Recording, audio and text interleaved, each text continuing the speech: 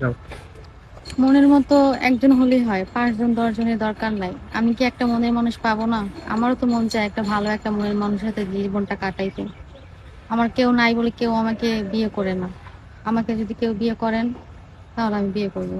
আসসালামু আলাইকুম আপু। ওয়ালাইকুম আসসালাম। আপু কেমন আছেন? আপনার নাম, আপনার দেশের বাড়ি কোথায়? আমার নাম হচ্ছে সাবিনা, আমার দেশের বাড়ি হচ্ছে বরিশালে। বরিশাল, তাই না? আপনার জি। ফ্যামিলিতে কে কে আছে? আমার ফ্যামিলিতে কেউ নাই, ছোট একটা বোন আছে। তাই না? আপনার বয়স কত আপু? আমার বয়স ২২। 22 বছর। আপনি অফ ক্যামেরাতে বলছেন আপনার দুঃখের কাহিনী, আপনি পুরো অসহায় একটা মেয়ে, জি। আপনার যৌতুক দেওয়ার মতন কোনো সামর্থ্য নেই, আপনার বাবা মা কেউ নেই, তাই না? জি। এই জন্য মূলত আপনার বিয়ে হচ্ছে না জি। যৌতুকের জন্য।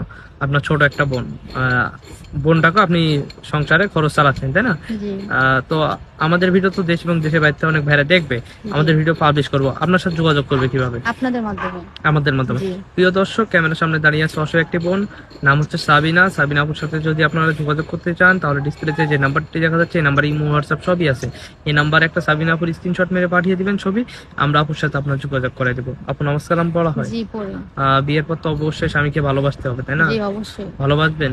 অবশ্যই মন আচ্ছা প্রাণ আপু, থেকে আপনার ভালোবাসবো। জন্য দোয়া করি ভালো একটা স্বামী জি। পান, ভালো থাকবেন। আসসালামু আলাইকুম। ওয়ালাইকুম আসসালাম।